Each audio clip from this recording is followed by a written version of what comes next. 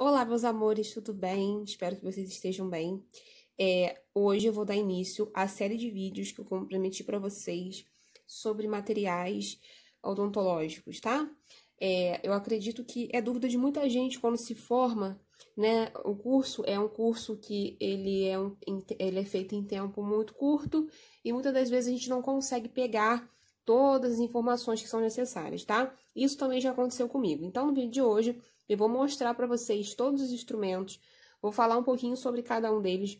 Vai ser separado em vários vídeos, tá, gente? Porque são muitos materiais, mas eu quero mostrar para vocês, explicar para que serve, né? Como se utiliza, tudo direitinho, para que dessa maneira possa ajudar vocês aí na prática diária, que a gente sabe que às vezes é difícil decorar tanto material, tá bom? Então, sem mais delongas, vamos começar. Falando sobre a seringa Carpuli. A seringa Carpuli, ela é utilizada, né, com a finalidade de quê? De anestesiar o paciente, tá? Observem bem os detalhes da seringa Carpuli.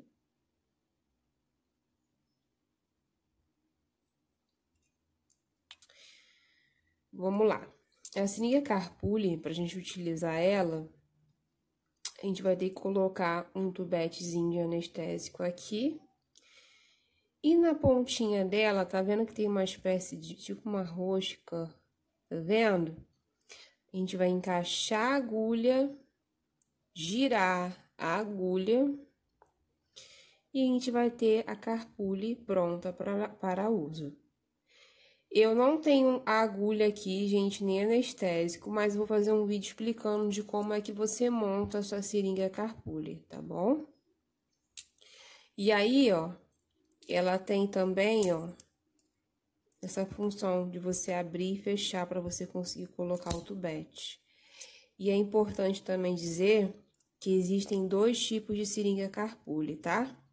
A seringa Carpuli simples e a seringa Carpuli com refluxo, que não é tanto utilizada, a gente utiliza mais essa daqui que é a simples, tá bom? Gente, o próximo material que eu vou falar agora é a pinça Backhaus, tá? A maioria dos nomes, gente, dos materiais são em inglês, tá? Mas isso não vai ser dificuldade para vocês entenderem, porque o que importa não é nem tanto o nome, mas em sim você saber a função, para que serve esse material, tá? Esse instrumental. Observem bem os detalhes, tá? Toda pinça, ela vai ter, né, as pinças cirúrgicas, elas têm essa base aqui, parecida, e o que muda vai ser a parte ativa dela, tá? A parte superior. Então, ó, a gente abre, tá vendo? Então, observem bem os detalhes da pinça. Para que serve essa pinça, né? Vamos lá, eu trouxe até aqui um exemplo para vocês verem para que serve. Essa pinça é muito utilizada em cirurgias de implante e cirurgias de siso, né? Cirurgias de remoção de osso. Então, aqui, ó, eu trouxe uma camisa para vocês entenderem melhor. A gente vai fazer o uso dessa pinça aqui pro campo. O que é campo? É um material em TNT que a gente utiliza para fazer barreira de biossegurança no paciente. Também vou fazer um vídeo sobre isso, tá? Então, olha só. Ela serve para segurar o tecido, para prender o tecido. Porque geralmente a gente coloca o TNT sobre o paciente para realmente ter segurança para ele, tá? Então, tem que ser um local bem limpo, com bastante asepsia, tá? Então, ela serve para isso, para segurar, para que não fique dançando, né? Conforme a gente vai mexendo, vai fazendo o procedimento, tá? Outra coisa, podemos utilizá-la também para... Trouxe aqui um exemplo também para vocês entenderem. Uma mangueirinha, a gente tem uma mangueira de aspiração, tá? Geralmente coloca aqui um sugadorzinho e aqui vai passando sangue e saliva Essa aqui é uma seringa, perdão, essa aqui é uma mangueira cirúrgica, tá?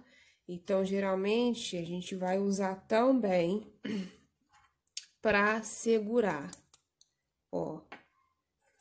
E ela fica quietinha lá, não mexe, tá bom? Então, essa é a pinça Backhaus.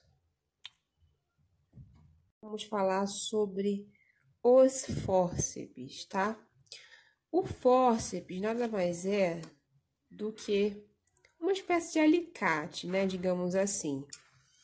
E para que serve os fórceps, né? Para que servem os fórceps? Os fórceps, eles são utilizados para a gente fazer a remoção do dente, né? Então, ele serve como um alicate, onde você vai colocar ali, né, essa parte ativa e vai puxar, tá? Existem diversos tipos e para cada dente tem um específico. Vamos falar sobre o fórceps 69, tá? Todos os fórceps, ele tem a numeração nessa lateral aqui, ou também pode ser aqui nessa região. O fórceps 69, ele é utilizado para fazer remoção de fragmentos de raízes, tá?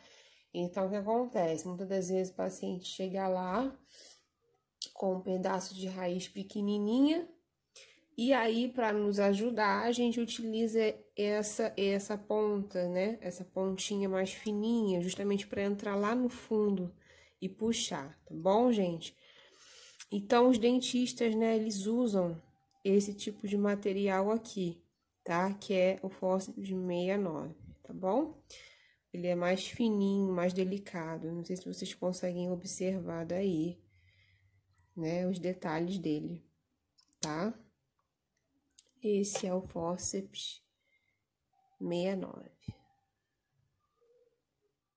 Agora vamos falar sobre os fórceps, um dos mais utilizados, na verdade, para ser sincero, são os que a gente mais utiliza, que são os fórceps número 18, tá? A gente tem o 18R e o 18L. O que é importante saber desses fórceps é o seguinte: a gente nunca pode confundir o 18L com o 18R, tá? Eu vou falar um pouquinho sobre cada um deles e como que você vai diferenciar esse instrumento. Então, gente, vamos começar falando, então, pelo fórceps de número 18L. Tanto o fórceps 18L quanto o fórceps 18R são fórceps que eles devem ser utilizados em dentes superiores, tá? Quais dentes a gente utiliza esses fórceps? Utilizamos nos dentes molares, tá? Não podemos usar esses fórceps para os dentes inferiores, porque existe um outro tipo de fórceps justamente para ser utilizado na arcada inferior, tá bom? Então, vamos lá. O 18L, né? Ele significa 18 left. Como eu falei para vocês, left em inglês significa esquerdo, tá? Então, esse fórceps aqui, ele é utilizado para molares superiores do lado esquerdo, tá? 18L. Percebam que ele é muito parecido com o fórceps 18R, tá? Porém, a gente difere um outro nessa numeração aqui, tá? Quando é 18L, ele é pro lado esquerdo, tá bom? Agora, vamos começar a falar sobre o fórceps 18R, tá? Como eu falei anteriormente, ele também é o fórceps, tá? Utilizado para a arcada superior, para os molares superiores. Mas percebam que o R é diferente do L. Por quê? Porque ele vai indicar para a gente o lado que vamos utilizar. Se no L a gente utilizou para o esquerdo, o R é para o direito, tá? Porque 18R significa 18 right, ok? Traduzindo para o português, 18 direito, tá? Então, observem, né, como são muito parecidos. E realmente o que vai guiar a gente é essa numeração aqui, tá bom? Então, esse é o fórceps 18R. R. O fórceps 65, eles são utilizados, né? Tá aqui a numeração. 65, tá? Ele é utilizado para a gente fazer remoção de incisivos superiores, tá? Olha como é que ele é diferente. Olha o formato dele, como é diferente dos demais fórceps, tá? Como eu falei para vocês. Essa parte é a mais importante, tá? Que é a parte ativa, tá? Ele é fininho, delicado, porque geralmente os incisivos, eles são mais delicados, né? Então, a gente utiliza esse fórceps aqui, tá? Então, esse é o fórceps para extração de dentes superiores incisivos. Gente, agora um fórceps que ele tem um modelo bem característico, tá? É o fórceps de número 16, tá? Ou também chamado de chifre de boi. Por quê? Porque ele tem, ó, esse formato que lembra realmente um chifre, tá? E muitas das vezes o dentista vai chegar pra você e vai falar assim, me manda o chifre, me passa o chifre. É disso que ele tá falando, tá bom? É um fórceps utilizado, muito utilizado, na verdade. Ele é o meu fórceps favorito, sou suspeita pra falar. Porque é um fórceps que a gente utiliza quando tá aquele dente bem quebrado, né?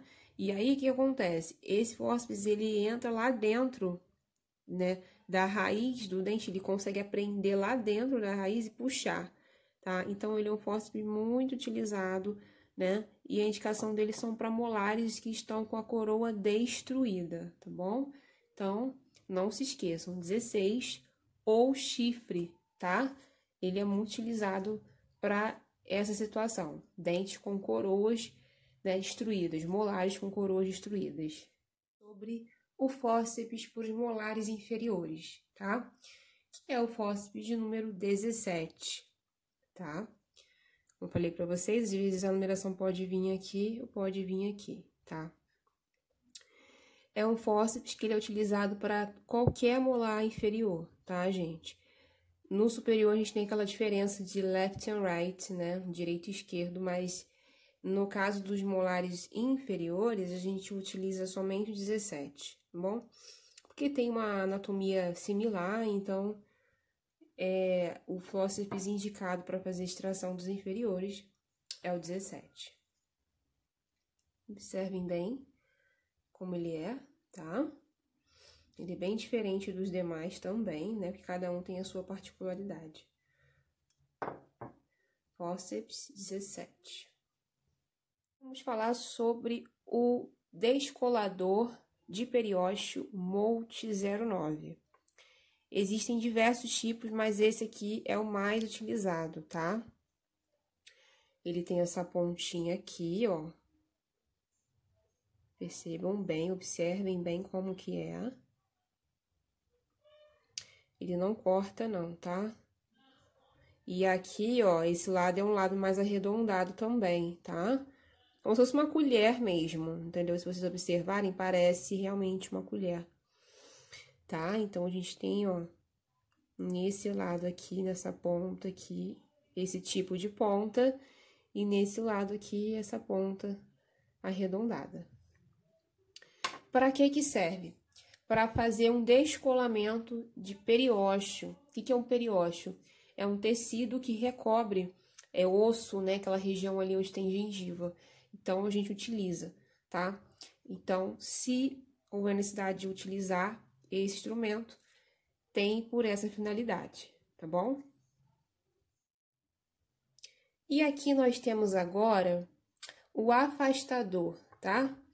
Existem diversos tipos de afastadores também, mas o mais utilizado também é esse afastador.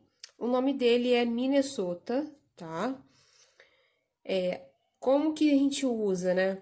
Geralmente nas cirurgias onde precisam o afastamento da língua, do lábio, né, do paciente, então a gente vai fazer o afastamento com esse tipo de instrumental, que pode ser utilizado tanto desse lado direito quanto do lado esquerdo, tá bom? Então, ó, tá vendo? Eles têm uma curvatura justamente para segurar e fazer esse afastamento. Então, existem diversos tipos, mas o que a gente mais utiliza é esse aqui, que é o afastador de Minnesota. Esse instrumental aqui, observem bem. Esse instrumental aqui é chamado cabo de bisturi, tá? Então, quando vai fazer uma incisão, um corte, a gente utiliza esse cabo aqui. E na pontinha desse cabo, a gente vai colocar a lâmina de bisturi, tá? Então, tem um encaixe, a lâmina encaixa aqui, e aí a gente utiliza. Vou também demonstrar para vocês no outro vídeo como colocar e tirar a lâmina do bisturi, tá bom? Então, observem bem.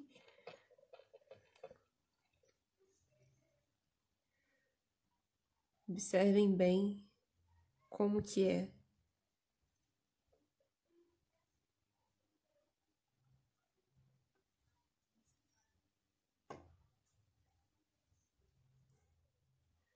Bom, gente, essa daqui é a parte 1, tá? Existem muitos materiais, muitas coisas que precisam ser abordadas nos vídeos, tá bom?